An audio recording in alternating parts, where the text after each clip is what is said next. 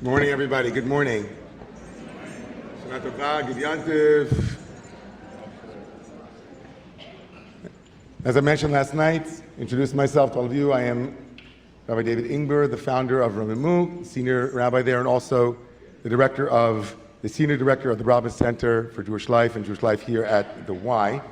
It's such an honor to be here this morning with my colleague, Rabbi Diane Kohler-Esses. Shana Tova, everybody. Woo! So great to be here at 92NY and to see all of you. I'm a rabbi at Romemu and also director of lifelong learning. So we're walking in this morning to the annual reading the rabbis picked for Rosh Hashanah, chapter 21 of the book of Genesis. Essentially is a strange reading in certain ways. It's kind of obvious at first glance. I'm talking to you. I'm talking to you. You're talking to me. I'm talking to you. I thought you were talking to them. I'm talking to them and to you. At first glance, it's kind of a strange reading, as you'll see in a moment, but we're reading this intense chapter 21 story of Abraham and his children and his wife Hagar and Ishmael, but it begins really with the simplest reason for it being read is that Adonai Pakarat Sarak Asher Amar, that there's a promise that is being fulfilled on the slide in a second. The very first verse tells us that the promise that was made in chapter 18 to Abraham and Sarah, who were very old, that promise is coming true right in chapter 21. And so it's like a really good way to start the year is to think that God keeps promises. But let's talk a little bit about, you said it's a strange story. So let's talk a little bit, just for a moment, what the strangeness is. Sarah is 90. Okay, done. But I'm not done. Okay. Abraham is 100. And Sarah makes very clear a few chapters before that she is past the way of women. You all know what that means. So it's a miracle birth. It's totally a miracle. Miracles can happen. It's a promise fulfilled against all odds. So that's a beautiful message for the beginning of Rosh Hashanah. Miracles happen, promises that were maybe forgotten can be fulfilled. I think Abraham and Sarah were both despairing. They laughed at the knowledge, right? So this is a promise fulfilled even in the face of despair, and we so need that at this moment. Absolutely. Yeah. But promises, right? The great Buddhist joke is that there are two great disappointments in life: not getting what you want and getting what you want. Right, as I said to you the other day, we have like 5 verses to celebrate, and then in verse 6, next slide, things already get painfully complicated. Really complicated. Because Sarah, as we'll see, is embarrassed and ashamed. The promise that she had longed for to become a mother immediately becomes a sense of people are laughing at me. Kol hashomea yitzachak li. She feels mocked. She feels publicly shamed, even though this is the thing she's been waiting for decades. And the word that the Torah uses, yitzchak li, that they're going to laugh at me, is also, of course, playing on the word for their son, whose name is Yitzchak. Right? So the very thing that she longed for, the Yitzchak, is also now a source of pain and shame for her. And then she sees her Egyptian, this Egyptian woman that became Abraham's concubine and gave birth to his first child, Ishmael. She sees Hagar, the Egyptian, that Abraham, right, who had given birth to a son to Abraham, she was mitzachek. Not Hagar. Ishmael is laughing. Ishmael's laughing, not right. Hagar. Ben Hagar mitzvah, right. So Ishmael is doing, what is Ishmael doing with Isaac? So you can read it several ways, right? You can read it, they're playing, they're enjoying each other, or you can read it, Ishmael is mocking. And that's how it seems like Sarah takes it, right? Sarah feels that her child is being threatened. And one way to read this is Ishmael is Isaacing Isaac, right? It's like he's doing to Isaac what Isaac's name represents. So Sarah reads it as he's trying to steal his legacy. And of course she feels threatened. She feels totally threatened. And what does she get? Yeah, totally. People know the story. she kicks, well, first of all, she goes to Abraham and she says, no, Garesh Hama Azot Benah, you have to send out this woman and her son. She doesn't even name them, right? Doesn't name This woman and her son. She's completely threatened by it. And the text seems to indicate that he's doing something that's mitzachek. Not clear if that's not only her perception, she's seeing something. And so she wants to protect her legacy. She wants to protect the promise that she had waited for 90 years. And so she says, Garesh Amad Azov Benah, right? Ki lo yirash ben Amazot im beni im Yitzchak. This woman, this child of this woman will not inherit with my son Isaac. And this, right, is very problematic to Abraham. Abraham is really tortured by this. He's grieving, right? He's really sad about his son. He's attached to Ishmael, not only to Yitzchak. Yeah. It's his firstborn. Ishmael's his firstborn. He doesn't want to send him away. So what does the text tell us happens? God intervenes. So God says, Shema b'kolah, listen to her voice, which on the face of it, I really like. Listen to her voice, right? That should be a command out in the world somewhere. Yeah. Yeah, I wish everybody could hear that. Listen to her voice. Yeah, I think, yeah. I'm going to say that. You got to listen to her voice. My wife's smiling, I know. She's like, yeah, listen to her voice. But God intervenes and says, Shema b'kolah. Yeah, at this painful moment. Text, in the painful moment, the text says that according to the tradition, God was saying she's a bigger prophet than you, Abraham. And Rashi says that. Right. Right, the commentators say that, the legends say that, right?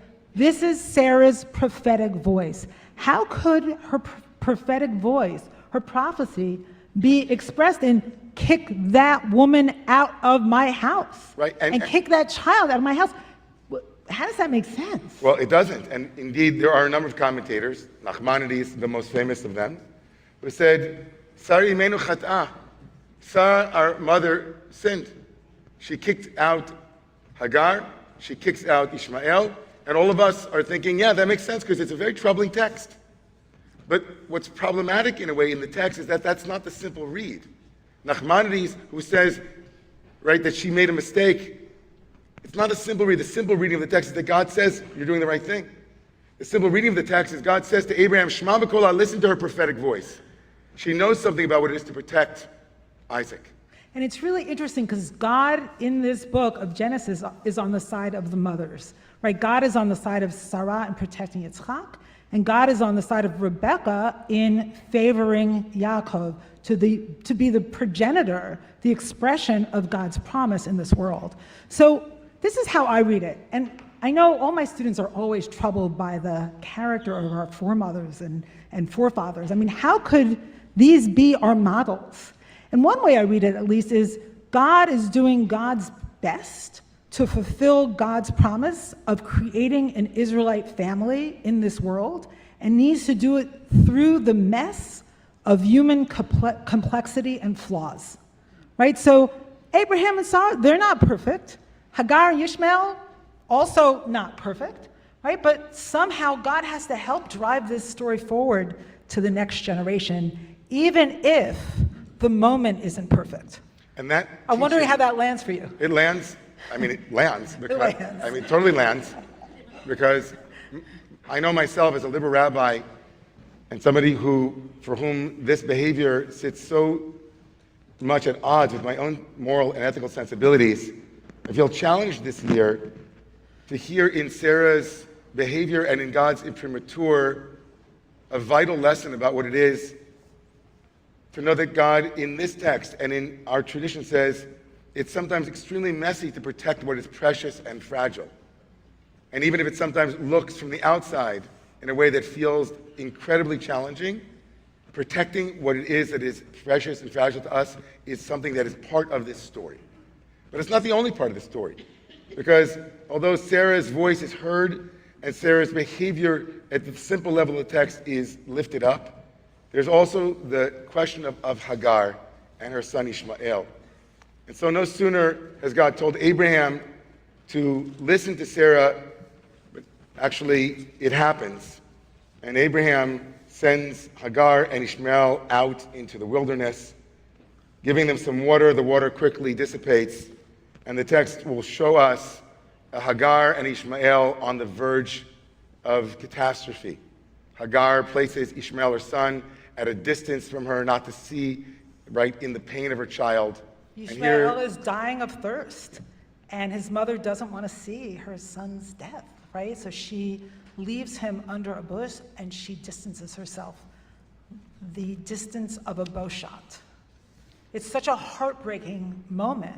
But then the God who's on the side of Sarah steps in and seems also to be on the side of Ishmael. And Hagar. And Hagar.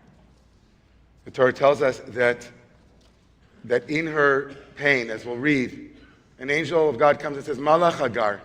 Like, Hagar, at this moment, what's your problem? Right, what's your problem? What's with you? It's like the strangest thing in the world. Yeah, we know what the problem is, exactly. Right. But God's message to her is, Ki shamati et kol anar b'asher sham, I can hear the voice of your child crying.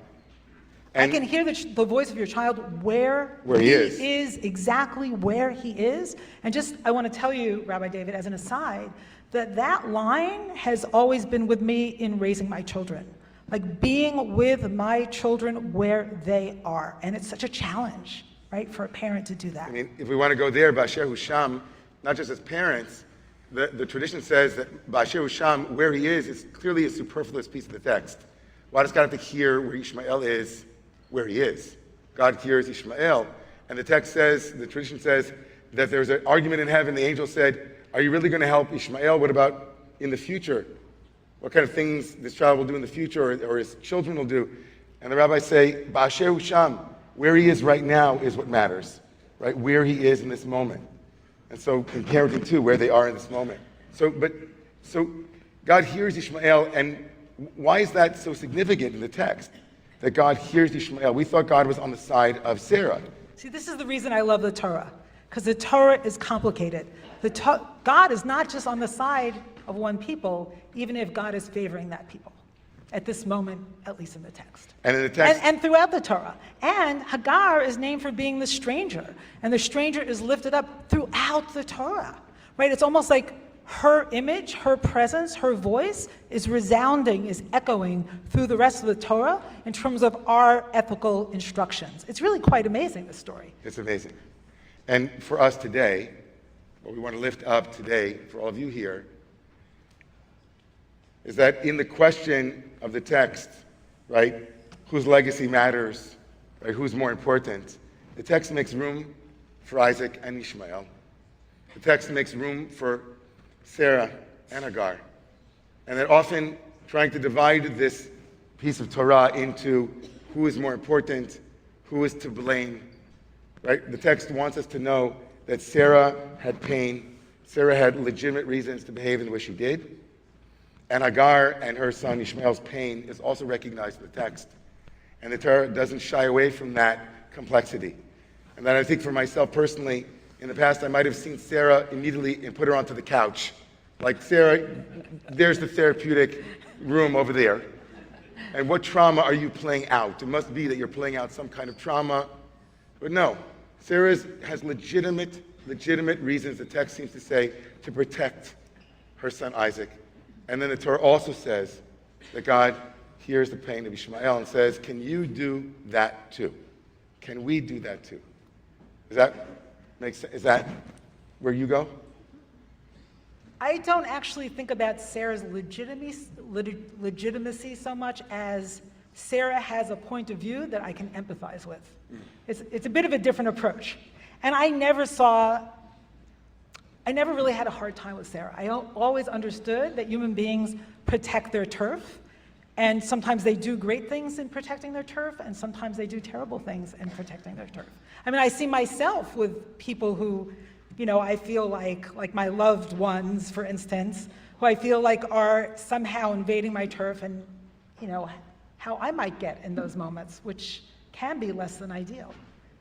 And I don't know is God on my side in those moments? I don't know. Like, what does God want from me in those moments?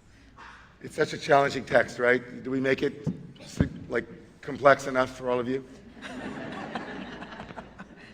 So there's a promise, there's vulnerability, and there's enough space in the text and in the synagogue to expand to hold both of those this morning.